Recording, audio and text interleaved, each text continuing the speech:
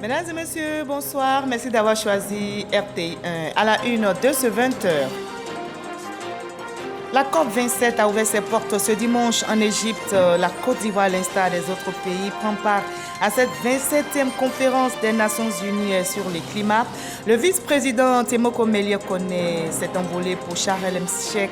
Il représentera le président Alassane Ouattara au sommet des chefs d'État qui se tiendra lundi et mardi. Et nous ferons un tour à Bruxelles, la capitale de la Belgique, où vivent des Africains de toutes nationalités. Ils évoluent dans plusieurs activités telles que la coiffure, la restauration, le commerce de véhicules. Au célèbre marché Matongué et à la rue Clemenceau, ces Africains tentent tant bien que mal de gagner leur vie. Et on continue de prier pour notre pays, la Côte d'Ivoire. Le CODIS, Conseil suprême des imams, organisations et structures sunnites, vient d'organiser une journée de prière pour la paix et le renforcement de la cohésion sociale. D'autres organisations musulmanes ont pris part à ce rendez-vous pour la paix. 1000 femmes reçoivent des jugements supplétifs à Korogo dans la région du Poro. Jamais déclarées à l'état civil, elles ont reçu le précieux document en présence du ministre Amadou Coulibaly et de la présidente du groupement des organisations féminines pour l'égalité entre les hommes et les femmes, Rachel Gougou. Soyez les bienvenus sur RTI1. La 27e conférence des Nations Unies sur les changements climatiques, COP27, a officiellement démarré ce dimanche en Égypte et la Côte d'Ivoire y prend part. Le vice-président ivoirien Temoko Melie Kone a quitté Abidjan aujourd'hui. Il représentera le président de la République Alassane Ouattara au sommet des chefs d'État qui se tiendra lundi et mardi. Le vice-président ivoirien est donc bien arrivé en Égypte.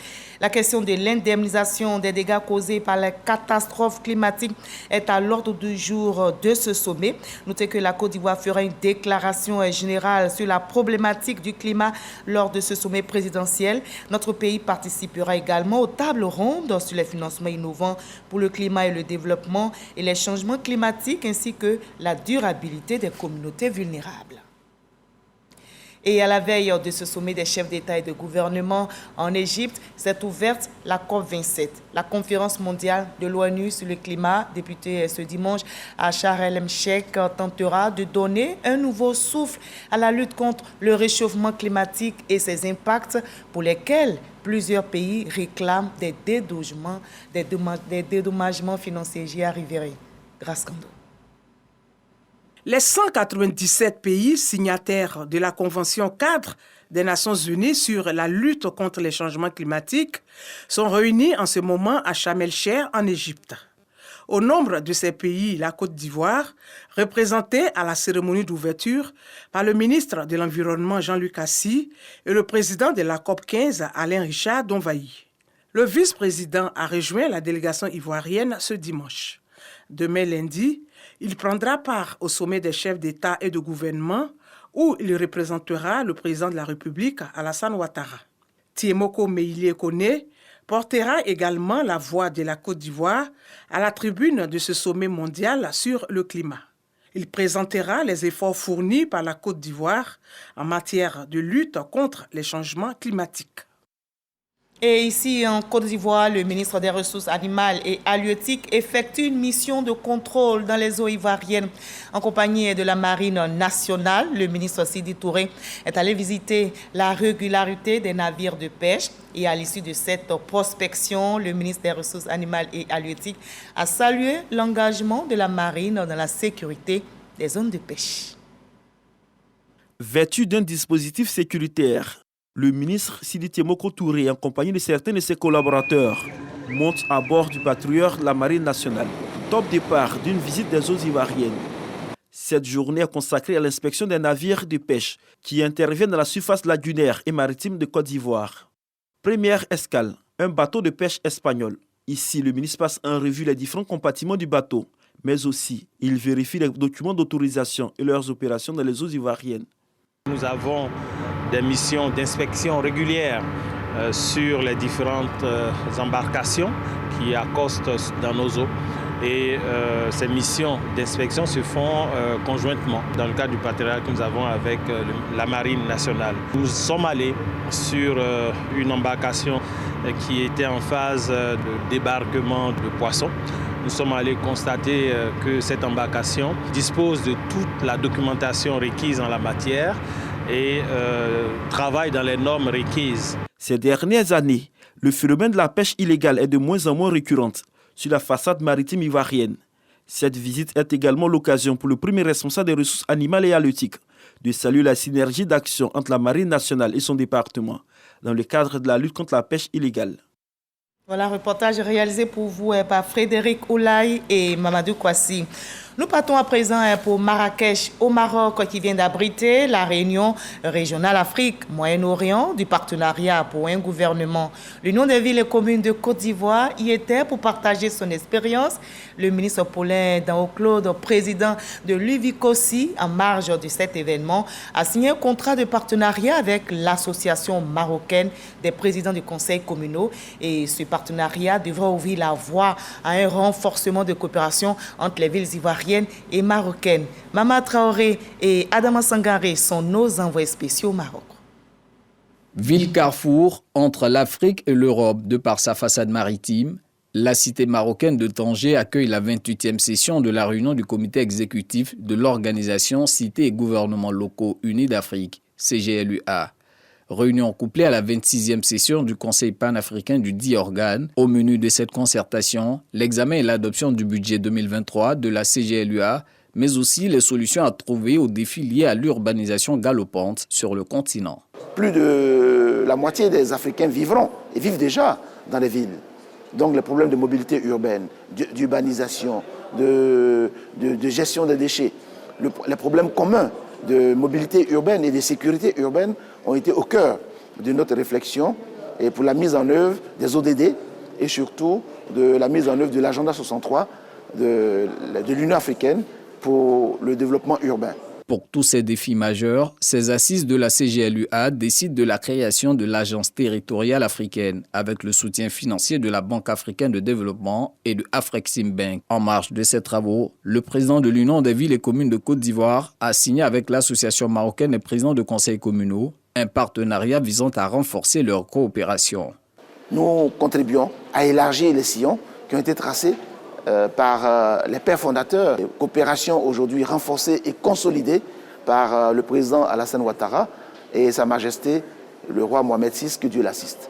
Nous sommes donc dans une diplomatie des villes, une diplomatie des peuples pour faire vivre la coopération entre nos deux pays. Le comité mixte mis en place a pour mission d'élaborer et exécuter le plan d'action de ce partenariat, plan d'action essentiellement porté sur les jumelages actifs entre les villes marocaines et ivoiriennes et le partage d'expertise en matière de développement local.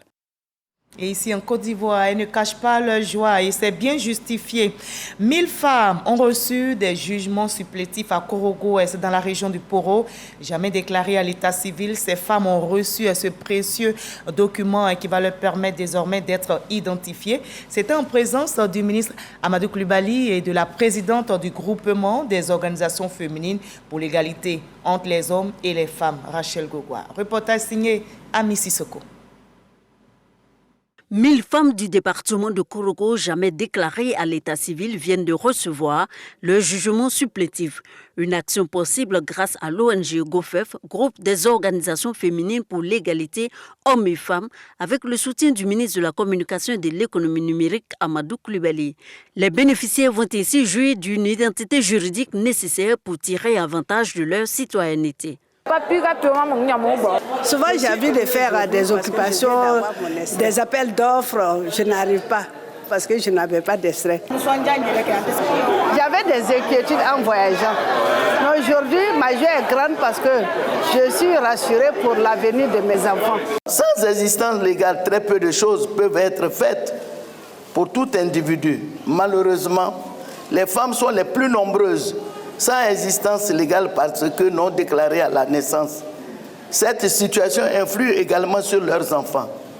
La remise de ce jugement supplétif qui intervient à l'approche de la révision de la liste électorale est saluée par le ministre Amadou Coulibaly, par ailleurs deuxième adjoint au maire de Korogo. Notre pays est engagé dans le processus de révision de la liste électorale. Comment se fait inscrire sur la liste électorale si on n'a aucun papier? si on n'a aucun document.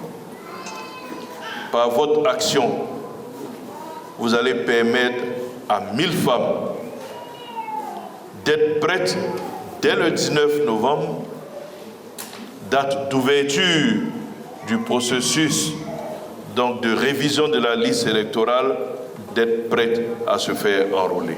Plusieurs autres femmes sont en attente de leur jugement supplétif.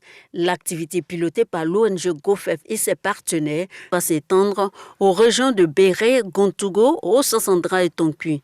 Elle vise la délivrance de 5000 actes d'état civil aux femmes dépourvues de tout document administratif. Et que faut-il savoir de la mutuelle sociale du corps préfectoral de Côte d'Ivoire? Quels sont ses objectifs et perspectives?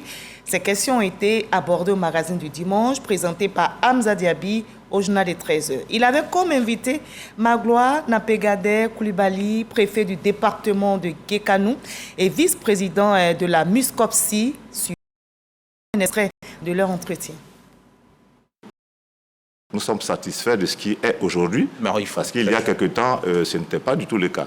Et nous voudrions d'ailleurs profiter de la situation pour remercier M. le Président de la République, qui a bien voulu nous élever au rang des grands corps de l'État, et également notre ministre, comme je l'ai dit tout à l'heure, qui ne cesse de se battre pour nous améliorer les conditions de vie et d'existence. Nous avons réussi à mettre en place une assurance maladie qui prend en compte et en charge non seulement les adhérents, mais leurs familles. Et aujourd'hui, cela donne de bons résultats parce que, vous savez, notre travail est très harassant, très stressant. Et donc, c'était souvent qu'on voyait des membres du corps préfectoral dans la détresse. Et donc, dès le samedi 12, nous aurons une journée éclatée sportive sur toute l'étendue du territoire. Et ensuite, nous passons au lundi 14, où nous allons procéder à la pose de la première pierre à Yamoussoukro. Ensuite, la première pierre de l'hôpital et du siège. Ensuite, nous aurons le mardi une journée de don de sang également sur toute l'étendue du territoire. Et là, nous invitons donc toute la population à venir nous soutenir en donnant aussi son sang. Tout à fait. Parce que donner son sang, c'est apporter la vie, c'est donner la vie, c'est sauver une vie. Ensuite, le jeudi, comme nous l'avons dit tout à l'heure, nous allons faire la célébration effective de nos collègues, soit qui vont à la retraite, soit qui ont été reconnus comme étant méritants, et donc à qui nous allons rendre des hommages. Et là, par exemple, nous allons avoir la possibilité de donner les chèques d'accompagnement. Et le succès de toutes ces activités repose aussi sur la prière. Voilà pour qu'on continue de prier pour notre pays. Le CODIS, Conseil suprême des imams, organisation et structure sunnite, vient justement d'organiser une journée de prière pour la paix, le renforcement de la cohésion sociale en Côte d'Ivoire. D'autres organisations musulmanes ont pris part à ce grand rendez-vous dédié à la paix. Ahmed Traoré, Jamakaki. Ils sont près de 1500 imams venus de toutes les contrées du pays pour prendre part à la journée de prière organisée par le CODIS, Conseil suprême des imams, organisation et structure sunnite.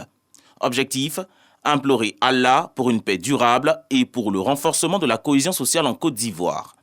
CODIS, une organisation de référence au service d'une Côte d'Ivoire unie et prospère, est le thème de ce rendez-vous. Nous remercions Dieu Tout-Puissant que nous a fait l'honneur qu'on s'est réunis, les imams, ensemble pour discuter entre nous. Nous sommes fiers pour être ensemble aujourd'hui, pour montrer aux Ivoiriens l'unité de tout l'ensemble de l'érigé en Côte d'Ivoire. Une initiative jugée opportune par le cheikh Aïma Ousmane Diakité, président du Conseil supérieur des imams. Je voudrais me féliciter de cette méthodologie de renforcement de la gouvernance des associations islamiques. Ça veut dire que désormais, nous ne travaillons plus au hasard. Nous réfléchissons, nous planifions, nous exécutons, nous évaluons.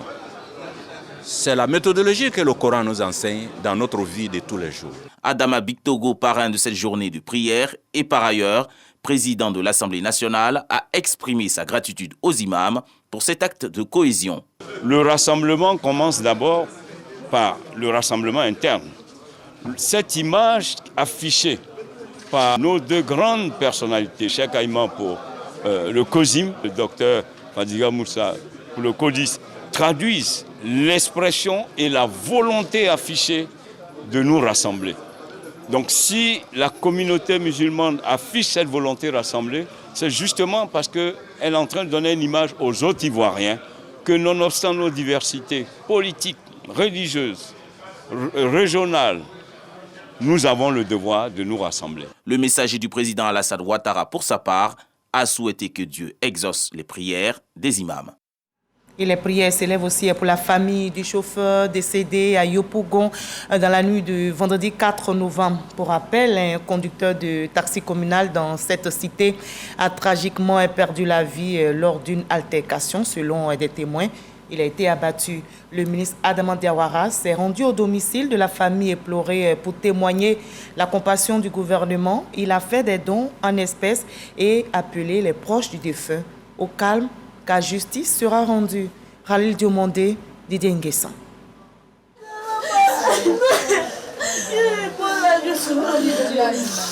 C'est une famille meurtrie que nous retrouvons au quartier Mosikro dans la commune de Yopougon. Fatim, l'épouse du chauffeur de taxi abattu dans la nuit du vendredi 4 novembre, est encore sous le choc. La dépouille de son conjoint a été portée en terre ce dimanche 5 novembre.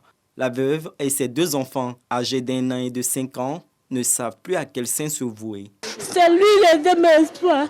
Il est parti maintenant, je ne sais pas comment il a fait. Étant la caméra, il va à l'école, il n'est même pas l'argent. Où elle est là? Elle ne vend pas, elle n'a pas métier. Qui va s'occuper des enfants? Qui va regarder les enfants? Qui va payer la maison? Les jeunes proches de la victime et ses confrères transporteurs, eux, sont rouges de colère. On nous tue matin, midi, soir. On est fatigué. Et puis on a justice pour nos frères. On ne travaille pas, on ne travaille pas. Demain, c'est la justice. Informé, le ministre de l'Enseignement supérieur et de la Recherche scientifique, fils de la commune de Yopougon, se rend au domicile de la famille éplorée. Adama Diawara est venu apaiser les cœurs meurtris et témoigner la compassion du gouvernement. Compassion appuyée d'un don de 2 100 000 francs CFA. Nous resterons aux côtés de la famille. Aujourd'hui a lieu l'enterrement du défunt et à la faveur de la cérémonie du 7e jour, nous serons également présents aux côtés de la famille éplorée. Je profite de l'occasion pour demander aux chauffeurs de la grande commune de Yopougon de rester calmes, de faire confiance au gouvernement, justice sera rendue et donc de reprendre très rapidement le travail. Le défunt chauffeur du nom de Karamoko Fofana était âgé de 30 ans.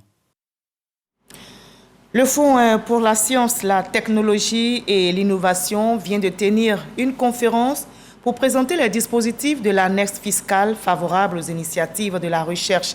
La Direction générale des impôts qui était a présenté les 4 mesures fiscales de l'année 2020. Ces dispositifs offrent des avantages au financement de la recherche. Frédéric Oulaye, Mamadou Kwasi. Promouvoir un environnement propice à la recherche scientifique, technologique et innovante.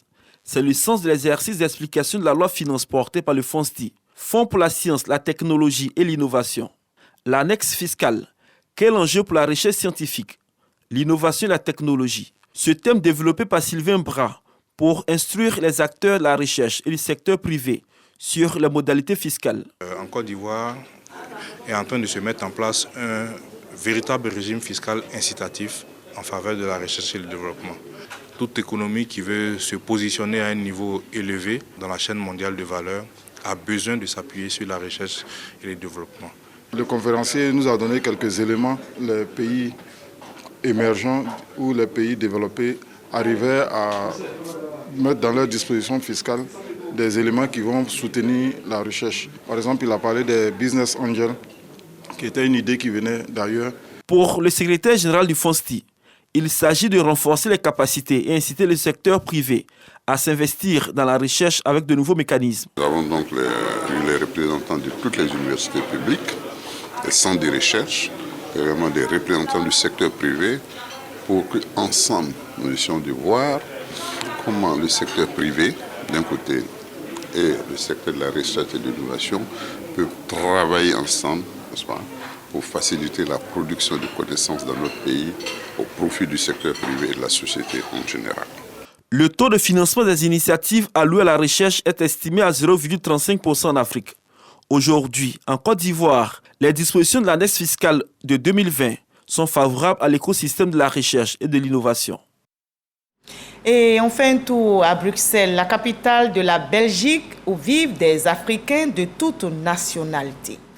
Ils évoluent dans plusieurs activités telles que la coiffure, la restauration, le commerce des véhicules. Hamza Diaby, envoyé spécial dans cette ville, a essayé d'en savoir un peu plus sur leur quotidien. Il est allé à leur rencontre au célèbre marché Matongé de Bruxelles et à la rue Clemenceau. Ces Africains, vous allez le voir, tentent tant bien que mal de gagner leur vie hors de leur pays d'origine. Ils tentent de s'intégrer. Hamza Diaby depuis Bruxelles en Belgique. Ici, c'est Bruxelles, la capitale de la Belgique, avec ses quelques 183 000 habitants, siège de plusieurs institutions de l'Union européenne. Une ville qui accueille de nombreux Africains, fréquentant pour la plupart un quartier mythique. Nous sommes donc à Matongé, le marché Matongé, marché célèbre donc de cette capitale européenne, de Bruxelles. Donc nous sommes ici avec des acteurs africains, avec la clientèle africaine, avec des marchands africains. Quand je dis africain, c'est vraiment l'Afrique dans toute sa globalité. Alors aujourd'hui, on va vous faire découvrir quelques acteurs de ce célèbre marché Matongé. D'où vient cette appellation Matongé, qui fait si Afrique centrale? Matongé, c'est un quartier, une commune, un quartier d'ambiance à Kinshasa.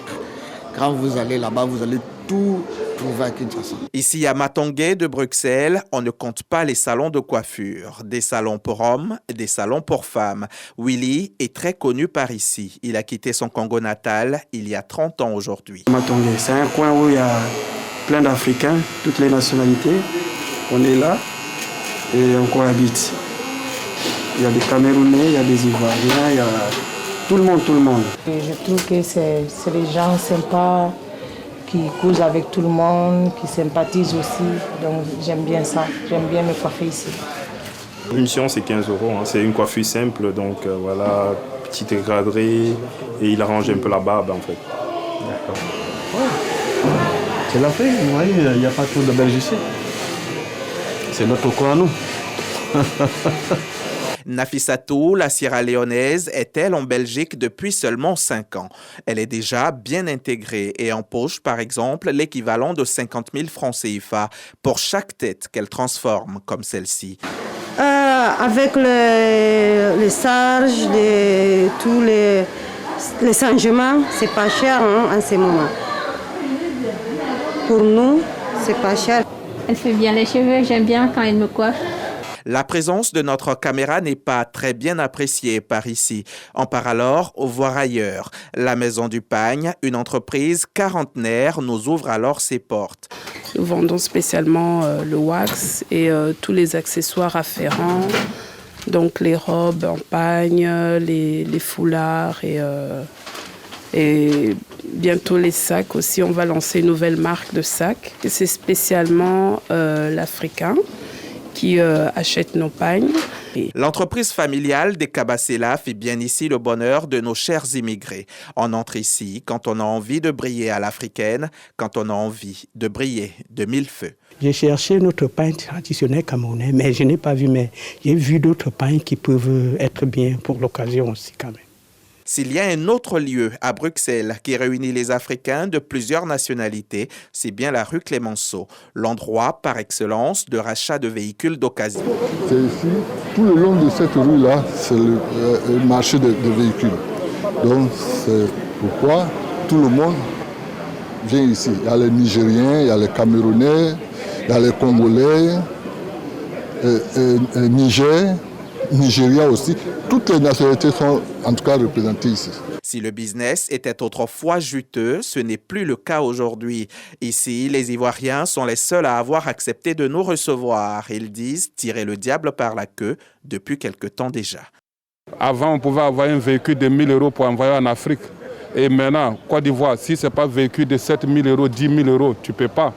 Donc nous demandons au gouvernement de revoir ce problème d'âge de véhicule. Franchement, ça nous ferait plaisir.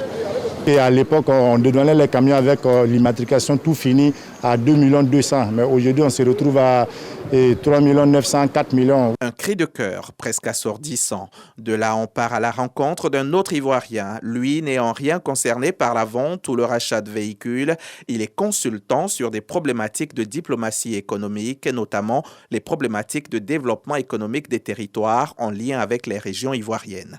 L'idée étant effectivement de les aider par rapport aux différentes potentialités à identifier des partenariats ici en Europe et à les mettre en lien avec donc, des gens qui seraient intéressés à investir dans nos régions en Côte d'Ivoire. Pour reprendre des forces après une journée aussi chargée, Aruna Dao, qui est aussi fondateur d'African Vision Lab, nous recommande le café 225. On a la sauce graine avec le foutou, la sauce djimblé avec le plakali. On a la soupe du pêcheur, on a la sauce gombo, la sauce gbogboissou. Mais ce que la communauté africaine aussi aime le plus, c'est la tchéké poisson et le gaba. La loco aussi. Il y a un peu l'ambiance, on écoute la musique africaine et tout. Voilà, on se retrouve quoi. Après le boulot, on vient déstresser un peu. En général, ce que j'aime bien, c'est le poisson, parce que c'est un type de poisson qu'on ne mange pas dans nos plats européens wallons. Et alors, de temps en temps, de la chèvre, la banane plantain, voilà. Ça, c'est un... et puis, de temps en temps, oui, checker. Pour nous, les célibataires, on vient pour les emporter aussi. Et on prépare bien, et puis on se rappelle de la nourriture du pays. En attendant que les choses s'améliorent un jour, nous sommes plutôt satisfaits de notre délicieux plat d'atiéké et d'aloko poisson. Voilà, dossier réalisé par Hamza Diaby qui nous a bien plongé dans l'univers des Africains à Bruxelles et Hamza Diaby qui est depuis quelques jours à Abidjan.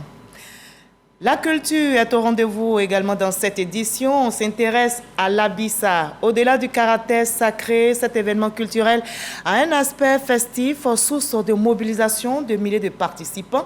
Un intérêt certain pour ceux qui accompagnent cette activité du peuple Nzima Kotoko. L'une des valeurs prônées par l'Abissa est la reconnaissance. Et la RTI, votre entreprise, a été honorée cette semaine en présence de Sa Majesté à Montanoé, et c'était lors de la cérémonie de remerciement aux partenaires. Victoria Angoua. Samedi de l'Abissa, jour de l'apothéose, est l'occasion pour présenter les 7 familles de Grand Bassam, ensemble autour de Sa Majesté à Montanoé, pour célébrer la paix et la cohésion. En tête des familles, le roi et la reine-mère entrent dans l'Abissa.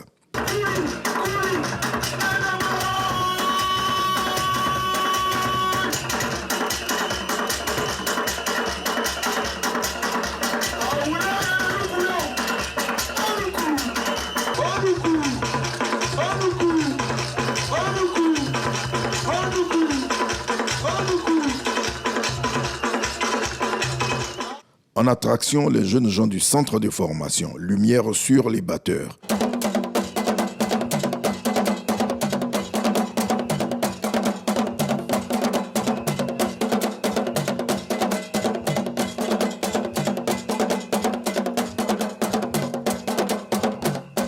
Les prestations des Comelins, les filles de la cour royale, du groupe Chouinkwasi et autres montrent bien que l'Abissa fonde en théorie le nécessaire rapprochement entre les fils et filles du peuple Nzima. La disparition des barrières sociales et, au nom de la souveraineté du peuple, les chansonniers à Blamont de Grand Bassam et les Ananzés d'Azuriti ont une fois de plus passé le message de paix.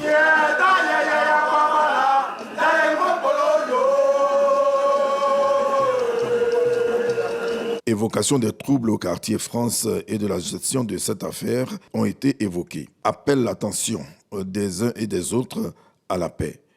Le roi en communion avec son peuple va sortir de l'Abissa. La cérémonie de procession de fin de la période de danse de l'Abissa aura lieu entre 21h et 22h.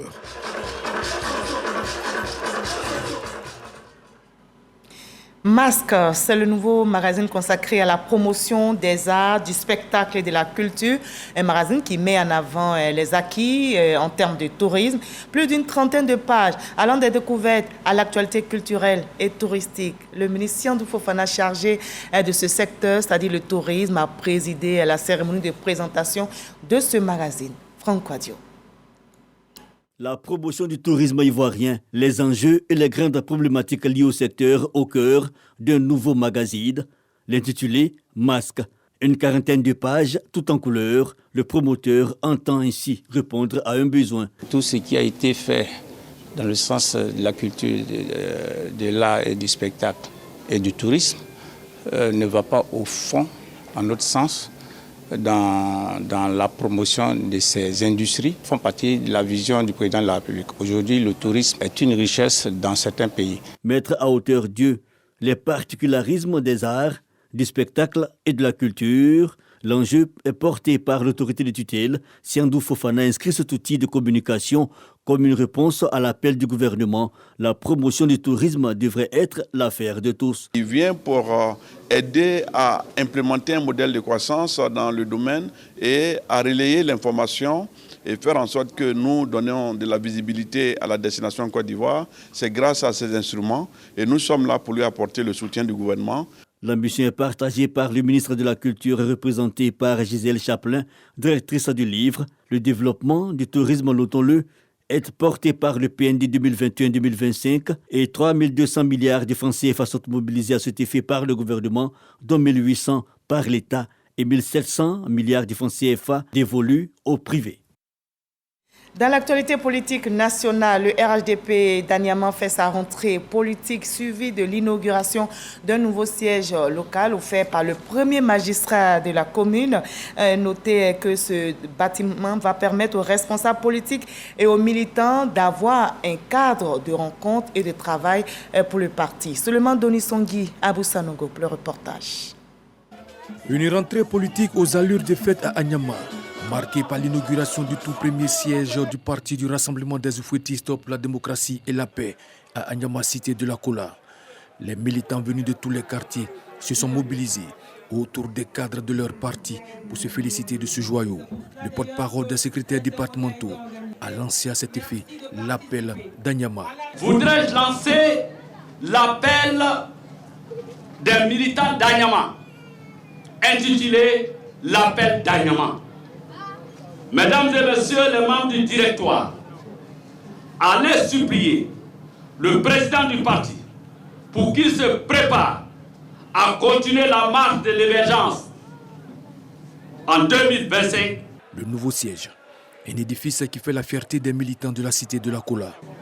Nous, militants du RHDP d'Anyama, sommes heureux et fiers d'avoir à la tête de notre grand parti un homme d'État exceptionnel, un homme pour qui j'ai une très grande admiration, à savoir le président de la République, son Excellence Alassane Ouattara. Invité spécial de cette rentrée politique, Sita Ouattara, maire de la commune de Gbéléban, qui a invité l'ensemble des militants à rester mobilisés autour du président de la République, Alassane Ouattara. Militantes et militants sympathisants du RHDP, nous sommes aux portes de nouvelles échéances. Nous devons nous tenir prêts pour défendre les idéaux, nos valeurs et notre héritage. Cela commence déjà par nous inscrire sur la liste électorale pour une victoire écrasante du RHDP et du président de la République. Anyama s'est donc doté d'un édifice composé de 7 bureaux équipés en matériel mobilier et informatique et d'une salle de réunion baptisée salle Ado.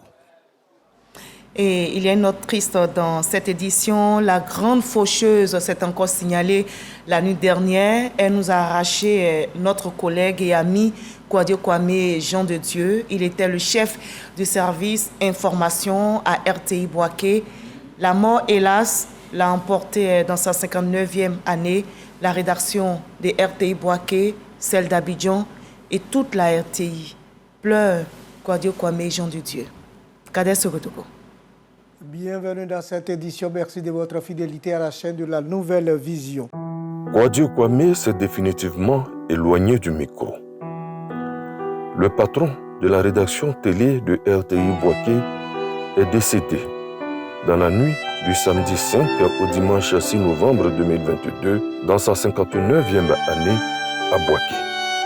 Après 33 ans de service à la RTI, il dépose ainsi définitivement le micro.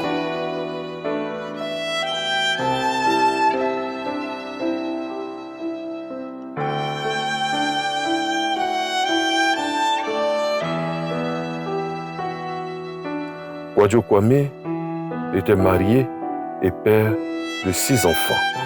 Il faisait partie des agents de la RTI qui ont accepté, pour en 2012, de revenir à Bouaké et de contribuer de manière efficace à la réunification du pays à travers de nombreux reportages dans les zones ex-CNO.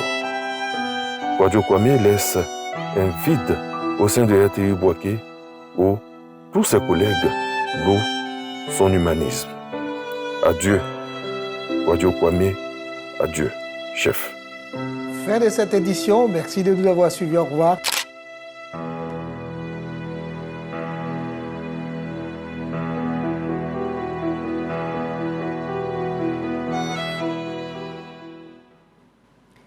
Voilà, au revoir Kwadwo Kwame, Jean de Dieu, mais on te portera toujours dans nos cœurs, on ne t'oubliera jamais.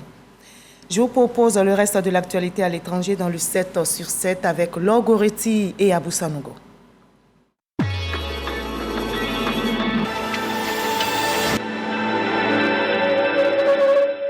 À Bangui, en République centrafricaine, la Cour pénale spéciale CPS a condamné 3 membres du groupe armé 3R, accusés du massacre en 2019 de 46 civils dans des villages du nord-ouest du pays.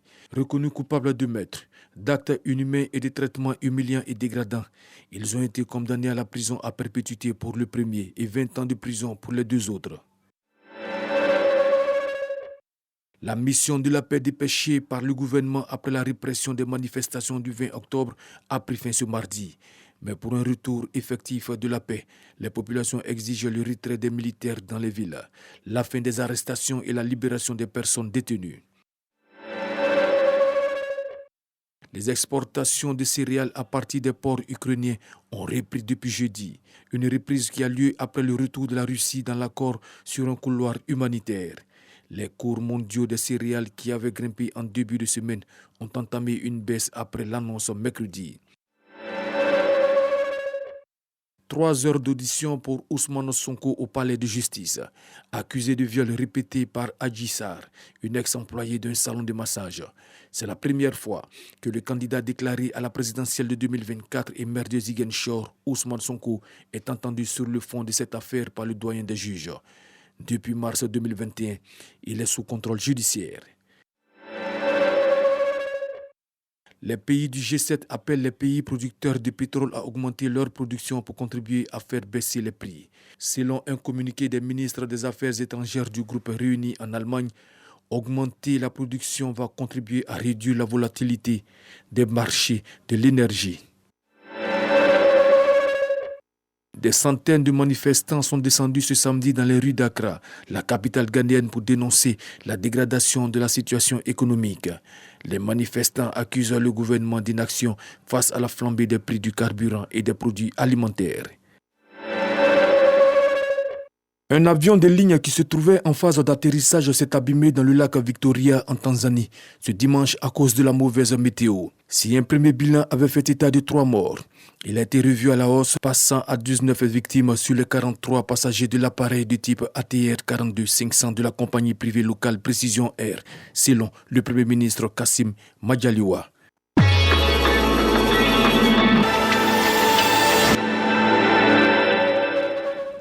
Voilà, ainsi va le monde. Prenez soin de vous. Demain 20h, retrouvez Kolo Klubali et continuons de promouvoir la paix, l'amour autour de nous.